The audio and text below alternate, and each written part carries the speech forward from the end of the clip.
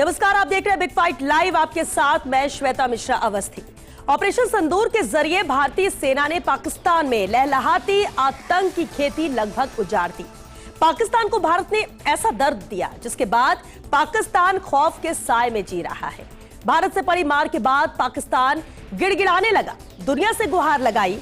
आतंकियों पर कार्रवाई से बौखलाए पाकिस्तान ने सीज फायर तोड़ दिया, लेकिन सेना ने भी मुंहतोड़ जवाब दिया और एक बार फिर से पीएम मोदी ने पाकिस्तान को दो टूक संदेश दिया है।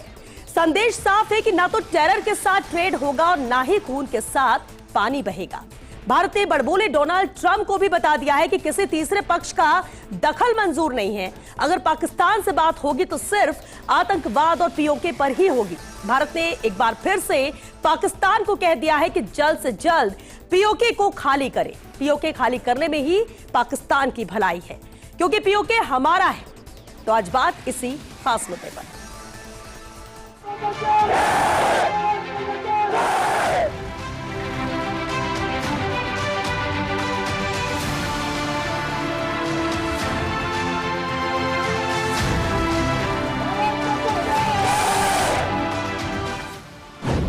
मामला केवल पाकिस्तान द्वारा अवैध रूप से कब्जा किए गए भारतीय क्षेत्र को खाली करने का है।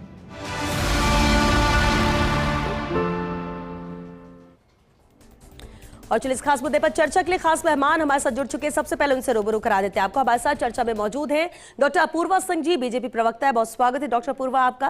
राजेंद्र मेघवाल जी हमारे साथ है, कांग्रेस प्रवक्ता है। राजेंद्र जी आपका भी बहुत स्वागत है। चर्चा में मौजूद है कर्नल राजेंद्र सिंह जोधा जी, रक्षा विशेषज्ञ है। राजेंद्र जी आपका बहुत स्वागत है। और साथ ही विषय विशेषज्ञ एकलव्य सिंह जी भी हमारे साथ चर्चा में शामिल हुए। एकलव्य जी आपका बहुत स्वागत है।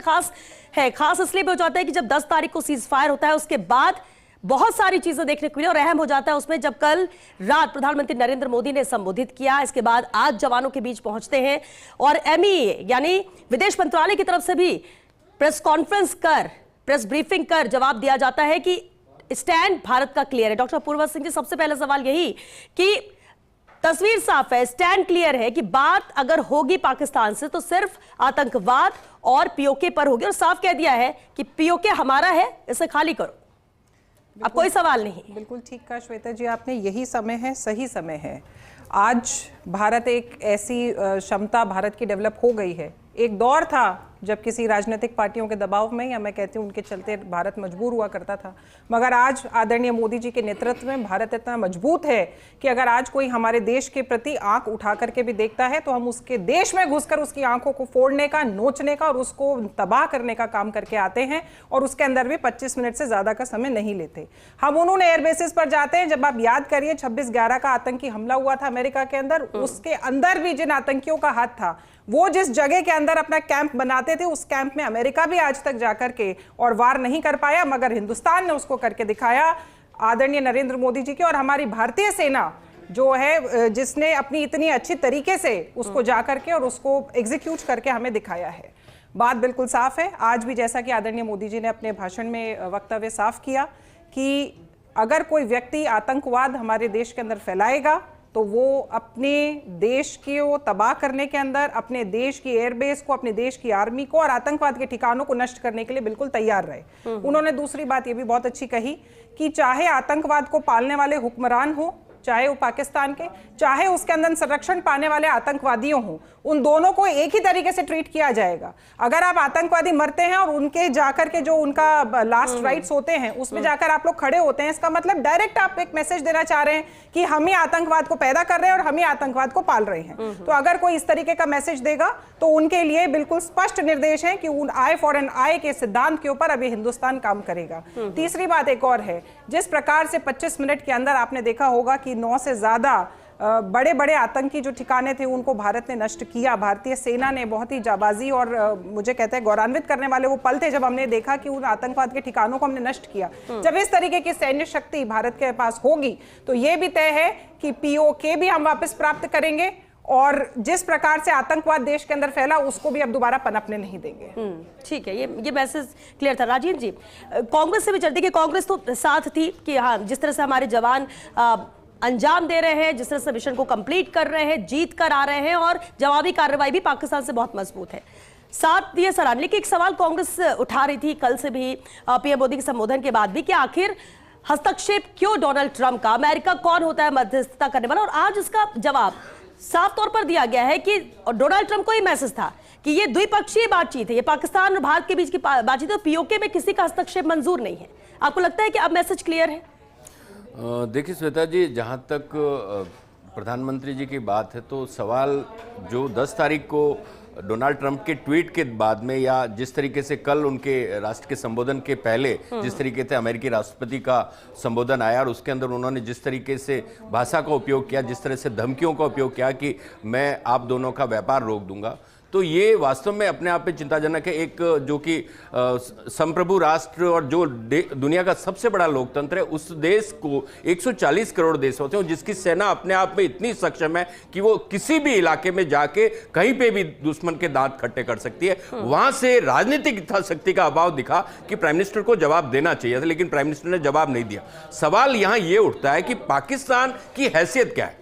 पाकिस्तान की कोई हैसियत नहीं है। पाकिस्तान की आवाम के पास और उस देश के पास में खाने को अन्न नहीं है, दाने नहीं है, लेकिन वो किसके दम पे उछलता है? प्रधानमंत्री जी कहते हैं कि साहब टेरर और ट्रेड साथ नहीं हो सकता। अरे भाई, आपका टेरर मतलब चाइना के साथ में कितना बड़ा ट्रेड है आपको पता है श्वेता जी? अभी जो आंकड़े आए इसी हफ्ते, चाइना के साथ हमारा 100 अरब डॉलर का जो ट्रेड डेफिसिट है, हम 14 अरब डॉलर के करीब तो हम उनको एक्सपोर्ट करते हैं, इंपोर्ट हम करीबन 114। आप चाइना के साथ व्यापार कर रहे हो और चाइना उसके साथ खड़ा हुआ है। आप अमेरिका के साथ व्यापार कर रहे हैं और अमेरिका उनको सह दे रहा है। मैं कह रहा हूं हमारी सेना ने 21 आतंकी ठिकाने चिन्हित किए थे श्वेता जी, नोट कीजिए 21। हमने 9 को खत्म कर दिया, मतलब धूमिल कर दिया, वहां जमींदोज कर दिया। लेकिन आज अगर वो 12 और हो जाते तो होने चाहिए थे, क्योंकि सेना हम यूं सवाल नहीं उठा रहे, हमारे सवालों के पीछे तथ्य है। आज देखिए, आपको बताऊं, पहलगाम एरिया जो है हमारा बहुत ही खूबसूरत एरिया, मिनी स्विट्जरलैंड कहा जाता है दुनिया का। आज उस इलाके की जो सैटेलाइट द्वारा जो जासूसी है अमेरिका की कंपनी के द्वारा लगातार की जा रही थी, और उसके जो पिक्चर्स है, रियल टाइम पिक्चर्स है या जीआईएस मैपिंग है, वो लगातार अमेरिका की कंपनी ने पाकिस्तान की कंपनी जिसको कि उन्होंने पार्टनर बनाया, आप कहो तो मैं उसका नाम भी बता रहे हैं। सुनिए, मैं आपको क्या कह रहा हूं, मैं आपको यही कह रहा हूं ना कि ये देखिए, इसके तह में जाए बगैर आपको इस बात का पता नहीं चलेगा कि अमेरिका की भूमिका है, क्योंकि अगर पाकिस्तान हिमाकत करता है तो बिना अमेरिका के सपोर्ट के नहीं कर सकता। क्योंकि और हम तो एक ही बात कह रहे हैं ना कि आपने अच्छा किया, बहुत अच्छा किया, सेना को थोड़ा सा फ्री हैंड दे देते, खत्म हो जाता सारा मामला। और तो और पहलगाम हमले के जो भागे थे 4, जो जिन लोगों ने आतंक मचाया था, हमारे 26 हमारे जो निर्दोष लोग थे उनको मारा था बेरहमी के साथ में। राजेंद्र जी, आपकी भावनाओं को मैं समझ रही हूं। राजेंद्र जी, आज वो 4 आतंकी सुनिए, हमारा मुद्दा ये होना चाहिए, एक हिंदुस्तानी होने के नाते चारों आतंकियों को हमें सपोर्ट करो। ठीक है, उसके बाद राजेंद्र जी वापस दूसरे गेस्ट के पास भी जाने दीजिए। सुनिए, आप हर दिन इंस्पायर करते हो। राजेंद्र जी, आगे हम बढ़ते हैं। बिल्कुल आपकी भावनाओं को मैं समझ रही हूँ, और ये हिंदुस्तानियों की भावना है। आपने कहा ना कि जाला चाहिए और वो जो बचे हुए 12 ठिकाने तो उनको निस्तनाबूद करते। हम यहां बैठ के बात कर सकते हैं, लेकिन हर चीज इतनी आसान नहीं होती है। पूरी तैयारी, पूरी रणनीति, कुछ तो तय होगा, कुछ तो तय होगा, कुछ तो सोचा होगा। 65 साल आतंकवाद के साए में जिया है। श्वेता जी, एक मिनट, ये हिंदुस्तान 65 साल आतंकवाद के साए में जिया है। पूरा बस स्टैंड सिक्योर था, आप दोनों सुनिए। नहीं, अपूर्वा जी, एक सेकंड, अपूर्वा जी, राजेंद्र जी,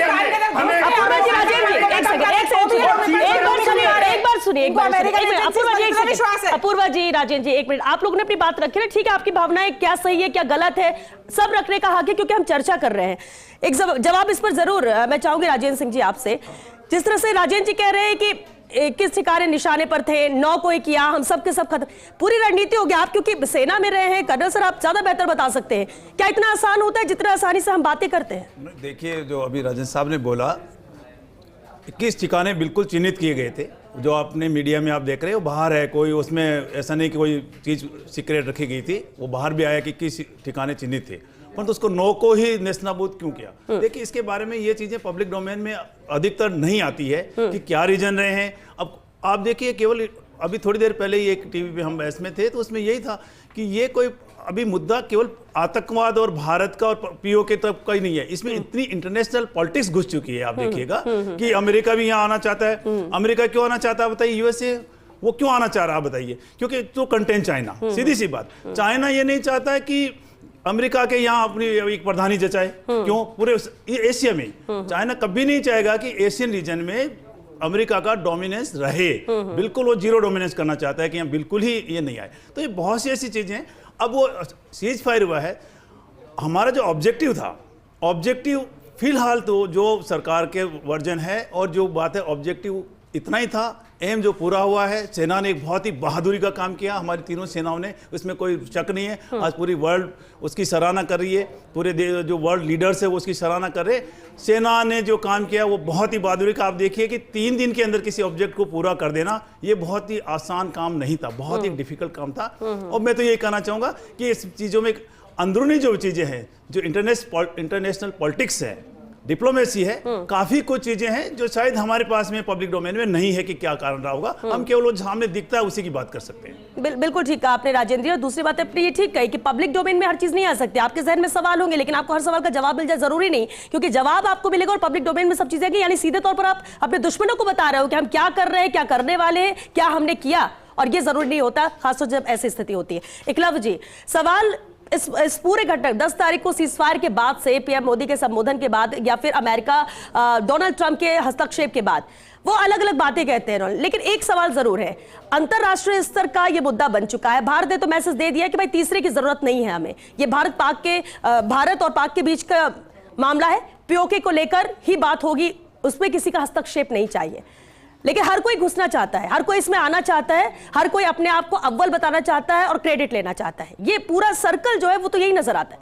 देखिए श्वेता जी, आज जो मिनिस्ट्री ऑफ एक्सटर्नल अफेयर्स की जो प्रेस कॉन्फ्रेंस हुई उसमें एकदम स्पष्ट कर दिया गया कि भारत और पाकिस्तान के बीच में कोई मध्यस्थता हो ही नहीं सकती। एक ही मुद्दा उसमें है, भारत और पाकिस्तान के बीच में द्विपक्षीय एक ही मुद्दा है, और वो है कि पाकिस्तान पीओके को खाली करे। इसके अलावा कोई मुद्दा है ही नहीं।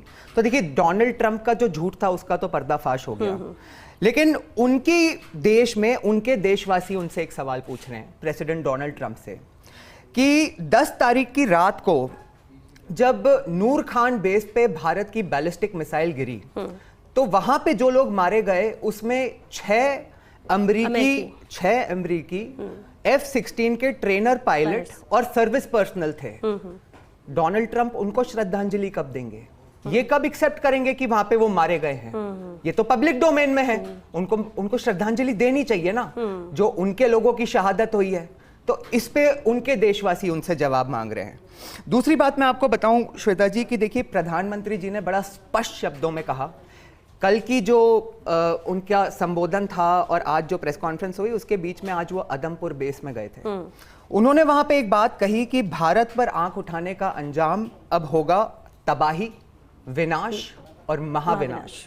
ये विनाश के बाद जो महाविनाश वर्ड यूज किया गया है, इसका साफ संदेश है कि यदि अब ऐसी हिमाकत होगी पाकिस्तान की तरफ से, तो पाकिस्तान का नक्शा इस दुनिया पर में से मिटाया जा सकता है। दूसरी बात देखिए कि उन्होंने एक बात और स्पष्ट करी कि अब पाकिस्तान में जो आतंकवादी हैं और पाकिस्तान की जो सरकार है उसके बीच में कोई अंतर नहीं है। ये सिर्फ, इसका कहने का क्या मतलब है? इसका कहने का मतलब यह है कि यदि अगली बार यहां पे कोई आतंकवादी घटना हुई तो अगली बार भारत, कोई जरूरी नहीं है कि टेररिस्ट कैंप्स पे ही हमला करेगा, भारत सीधा पाकिस्तान पे हमला कर सकता है। उसके अलावा एक और भी आपने चीज देखी होगी कि आज MEA के प्रेस कॉन्फ्रेंस में एक चीज बहुत स्पष्ट कर दी गई कि सिंधु जल समझौते का जो स्थगन हुआ है वो जारी रहेगा। इसका क्या मतलब है श्वेता जी? इसका मतलब यह है कि पाकिस्तान अब एक ऐसे टाइम बॉम्ब की तरह हो चुका है जिसको डिफ्यूज किया ही नहीं जा सकता, क्योंकि यदि इसका स्थगन जारी रहेगा तो पाकिस्तान इकोनॉमिकली डिटीरियोरेट होके 2-3 साल में उसका टूटना निश्चित है। और उसके बीच में यदि अगर उसने कोई हिमाकत कर दी तो भारत ने दिखा दिया कि मिलिट्रीली वो क्या कर सकता है। और एक लास्ट बात श्वेता जी, कि एक और चीज इस पूरे घटनाक्रम में पता चल गई कि भारत और पाकिस्तान के बीच में अंतर क्या है। रशिया और यूक्रेन, इजराइल और पैलेस्टाइन 3 साल से ये युद्ध लड़ रहे हैं। भारत को पाकिस्तान को घुटनों पर लाने के लिए 3 दिन लगे। बिल्कुल ठीक है आपने। डॉक्टर अपूर्वा, ये जो स्थिति बनी और सवाल उठ रहे हैं इतने ज्यादा, आपको क्या लगता है? क्योंकि भारत का स्टैंड तो क्लियर है, 3 दिन में घुटने पे ला दिया पाकिस्तान को, सीज फायर किया जाता है, इसका पूरी तैयारी हमारी, क्योंकि सीज फायर का उल्लंघन वो करता है फिर भी वो मुंह की खाता है। और अभी न खून और पानी एक साथ बहेगा। ट्रेड को लेकर भी जो अमेरिका ने झूठ बोला वो भी साफ है कि जब जब इस बीच में अमेरिका से बातचीत हुई है वो सैन्य गतिविधियों पर बातचीत हुई है, ना कि व्यापार को लेकर, ट्रेड को लेकर। यानी अमेरिका के राष्ट्रपति तक इस सिचुएशन में झूठ बोलने के लिए सामने है। देखिए, ये दोगली नीति उनकी नजर आती है। श्वेता जी बिल्कुल सही है। देखिए, जिस प्रकार से अमेरिका झूठ बोल रहा है उसी से पता चल रहा है कि भारत किस गति से जो है इन 10 वर्षों में उसने प्रगति की है, वही पता लगा रही है। पहले क्या हुआ करता था, इंडिया के ऊपर कोई भी अगर बात आती थी या इंटरनेशनल रिलेशंस पे इंडिया को जब स्टैंड करके देखा जाता था तो कहते हैं ना, जैसे बच्चा होता है तो उसके कई गार्जियन बन जाया करते थे। मगर आज भारत देश की ये स्थिति है कि भारत एकदम सवर्निटी को, अपने आप को प्रोटेक्ट कर रहा है और इंटरनेशनल रिलेशंस के ऊपर भी वो एकदम सवर्न तरीके से डिसीजंस को ले रहा है। अब होता क्या है, डोनाल्ड ट्रंप जी बड़े उतावले किस्म के जो है ना, उनका जो नेचर है वो बड़ा उतावला किस्म का है। कई वार्ता होती है, उन्होंने पहले भी जो हमारे इस विश्व में 2 युद्ध चल रहे हैं उसके लिए भी कहा था कि मैं इनके बीच में मध्यस्थता कराऊंगा। बताइए कहां मध्यस्थता हुई आज तक? तो इस तरीके से कहना कि उन्होंने इस चीज को उछाला कि मध्यस्थता उन्होंने पहले कराई, तो देखिए वो उनके उतावलेपन का सबूत है और कुछ नहीं है। जो धीर होगा, गंभीर होगा, वो बहुत शांति से अपने रेस्पॉन्सेस को देगा। दूसरी बात एक और श्वेता जी, मैं आपको ट्रेड के लिए बताऊं, उन्होंने कल कहा मैं ट्रेड बंद कर दूंगा। मुझे एक बात बताइए, अमेरिका से क्या यूनिलैटरल ट्रेड है या बायलैटरल ट्रेड है? बायलैटरल ट्रेड है और हम ट्रेड सरप्लस में है अमेरिका से। तो अगर अमेरिका हमें ये धमकी देना चाहता है कि हम ट्रेड बंद कर देंगे तो हम भी कर सकते हैं और उसका खामियाजा उसे भी भुगतना पड़ सकता है। और ये बात भी ध्यान रखिए कि अमेरिका जिस प्रकार से, जिस आर्थिक गति के साथ में वो बढ़ोतरी उसकी हो रही है और जिस हिसाब से भारत की हो रही है, भारत उससे कहीं ज्यादा गति से वृद्धि कर रहा है और चौथी इकोनॉमिक पावर बनने के लिए भारत तैयार है। तो अमेरिका जो ये फालतू के दांत दिखा रहा है या गुर्राहट दिखा रहा है, मुझे लगता है डोनाल्ड ट्रंप को थोड़ी तसल्ली खानी चाहिए और ये गुर्राहट किसी काम की नहीं है। राजन जी, इतना तो नजर आता है कि अमेरिका को यह लगता है कि भारत की मजबूत स्थिति नहीं बल्कि मजबूर स्थिति है, शायद इसलिए ये इस तरह के बयान और ये बार बार वो करना और कह सकते हैं उस वक्त लालच देना कि हम व्यापार बंद कर देंगे, हम ट्रेड बंद कर देंगे। वो भी दोनों देशों को साथ लेकर बात कर रहा है, पाकिस्तान भी और भारत भी। देखिए, सबसे बड़ी गलती तो डोनाल्ड ट्रंप ने की कि उन्होंने भारत और पाकिस्तान की तुलना कर दी। पाकिस्तान आतंकी फैक्ट्री है, उसकी भारत से कैसे तुलना हो सकती है? भारत के अंदर इतनी जीवंत डेमोक्रेसी है और दुनिया की सबसे बड़ी डेमोक्रेसी है और भारत ने कभी भी डायरेक्ट पहले हमला नहीं किया। जब भारत के ऊपर किया गया तो भारत ने उसका माकूल जवाब दिया।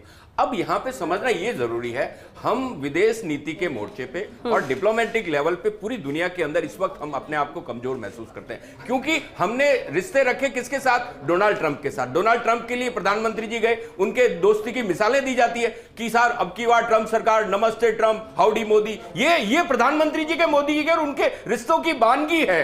मैं आपको यही कह रहा हूं ना, इस देश के अंदर, इस देश का 140 करोड़ देशवासी और पूरे सेना के लोग इस बात से दुखी हैं कि ट्रंप की हैसियत क्या है, उसको भारत के मामलों में दखल देने का अधिकार किसने दिया। आज देखिए, अटल बिहारी वाजपेयी जी हो, चाहे सुषमा, एक मिनट मैं कह रहा हूं कि अटल बिहारी वाजपेयी जी हो, चाहे सुषमा स्वराज जी हो, वो हमारे मतलब विदेश नीति के विशेषज्ञ लोग थे। आज कृपा करके मोदी जी एक ब्यूरोक्रेट को विदेश मंत्री की बजाय किसी मतलब विशेषज्ञ आदमी को रखे या किसी ऐसे आदमी को सवाल खड़े करें राजन, यानी कि जो फैसले लिए गए वो सही नहीं है, जो कदम उठाया जा रहा है वो सही नहीं है, ऐसा नहीं है, गलत है, संस्कार नहीं है सारे, अमेरिका ने गलत मैसेज दे रहे हैं। ठीक है, विक्रम जी, वक्त ठाकुर सर शॉर्ट जिन एस जयशंकर जी की इन्होंने बात करी, वो इस देश के इतिहास के पहले विदेश मंत्री हैं जिन्होंने स्पष्ट तौर पे कहा कि यदि पाकिस्तान से कोई मुद्दा बचा हुआ है तो सिर्फ वो उनके पीओके खाली करने का मुद्दा बचा हुआ है। आप देखिए, मैंने आपके अटल बिहारी वाजपेयी जी की कर रहा हूं, उस दौर की कर रहा हूं, आज उनकी जो डिप्लोमेसी या विदेश नीति, मैं आपको फैक्ट्स बता रहा हूं। चलिए मैं उसकी बात कर लेता हूं, हर जगह मैं उसकी बात कर लेता हूं, मैं उसकी बात कर लेता हूं। श्वेता जी ठीक है, तो एक लास्ट सवाल है आपके माध्यम से, लास्ट सवाल है आपके माध्यम से कि इन्होंने कहा कि चाइना और अमेरिका पाकिस्तान के पीछे है, तो मैं ये पूछना चाहता हूं कि क्या ये मानेंगे कि भारत ने पाकिस्तान के पीछे अमेरिका और चाइना की ताकत होने के बावजूद उन्हें ठोक दिया, या ये मानेंगे कि अमेरिका और चाइना ने अपने हाथ खींच लिए इसलिए ठोक दिया? दोनों में से एक बात तो मानेंगे ना। 140 करोड़ देशवासियों के साथ धोखा हुआ है। कोई धोखा नहीं हुआ है। प्रधानमंत्री कोई धोखा नहीं है। जवाब मिला है 140 करोड़ देशवासियों के साथ जो अन्याय किया बोलने देंगे आप, कर्नल साहब को बोलने देंगे कल राजीव जी। फाइनल कमेंट सर, आप बिल्कुल इसको एक चीज मैं बताना चाहूंगा, वो अगेन सेना से रिलेटेड। आज मोदी साहब हमारे प्रधानमंत्री जी आदमपुरी क्यों गए, इसके ऊपर शायद विश्लेषण अभी तक हमने सोचा ही नहीं होगा। एक बहुत बड़ा स्ट्रांग मैसेज था वो, ये नहीं कि वो सेना का मनोबल तो बढ़ाना ही था उन्होंने, क्यों मनोबल ऑलरेडी हमारा ऊपर, ये सेना का कोई मनोबल कोई मजबूत नहीं, ऐसा कोई हो ही नहीं सकता। देखिए आप, मोदी जी ने, प्रधानमंत्री जी ने ओपन में एक तो जवानों से मिले, बैकग्राउंड में देखिए आप, पाकिस्तान एलिगेशन किया था कि इनका हमने S-400 नुकसान कर दिया है, हमने इनका वो एयरपोर्ट जो एयर स्ट्रिप को नुकसान कर दिया है। S-400 बैकग्राउंड में लगा हुआ है। मोदी जी इसलिए ओपन में, जबकि वहां तो जवान को एड्रेस वो एक ऑडिटोरियम ही कर सकते हैं, बहुत बड़ा ऑडिटोरियम है आदमपुर बेस पे। तो ये क्लियर कट मैसेज है कि भाई हमारी सेना की मजबूती, हमारी जो तीनों सेनाएं हैं वो बिल्कुल मजबूती से हैं और विश्व की कोई भी सेना इसका मुकाबला नहीं कर सकती। हमारा जो भी इस जो कार्रवाई हुई है इसमें सब कुछ इंटैक्ट है, दुश्मन हमारे ऊपर कोई भी नुकसान करने का हिम्मत नहीं कर पाया है। तो ये एक बहुत बड़ा स्ट्रांग मैसेज था। बाकी मोदी जी का जो संबोधन था हमारे प्रधानमंत्री जी, वो सबको पता, हमें जानकारी वो क्या मैसेज देंगे। तो मैं तो अपनी सेना की बात करूंगा, हमारी सेना सशक्त, मजबूत और किसी को भी फिटिंग रिप्लाई देने के लिए हमेशा तैयार है, और वही मैसेज आज फिर अगेन हमारे प्रधानमंत्री देने का कोशिश करिए। और ये मैसेज सिर्फ राष्ट्र के लिए नहीं है, इंटरनेशनल लेवल पर अगर बात करें, इंटरनेशनल लेवल के लिए वो सारा मैसेज इंटरनेशनल लेवल पे गया कि भाई ये जो झूठ है वो चल नहीं सकता। आप ज्यादा दिन तक नहीं बता सकते, झूठ नहीं चलेगा आपका, कब तक चलेगा। तो ये सारी चीजें हैं। बाकी जहां तक बात है कि अपनी मोदी जी ने सेना के सपोर्ट के लिए जाना ही जाना था, और सेना का जो हमारी है उसमें किसी कोई दो राय नहीं है कि हमारी सेना की काबिलियत पे किसी को शक नहीं हो सकता। तो ये एक सारे मुद्दे हैं। बाकी जो इंटरनेशनल लेवल की जैसे हम बात कर रहे थे, ये पॉलिटिक्स है, जो डिप्लोमेसी है, इसमें बहुत से लोग, देखो एक सिंपल सी बात है, यदि हम स्लैंग लैंग्वेज में बात करेंगे, मौके का फायदा, जब देखते हैं भाई दो आपस में थोड़ा तनाव है, लड़ रहे हैं, तो जिस चीज का वेस्टेड इंटरेस्ट है वो सारे आगे आ जाते हैं कि थोड़ा बहुत मैं भी फायदा इसमें ले लेता हूं। तो ये सारी चीजें इन्वॉल्व होती है, उसके एक लंबा डिस्कशन की जरूरत है, लंबी डिबेट की जरूरत है। चलिए, क्योंकि वक्त भी खत्म हो गया, बहुत शुक्रिया आप सभी का इस चर्चा में शामिल होने के लिए।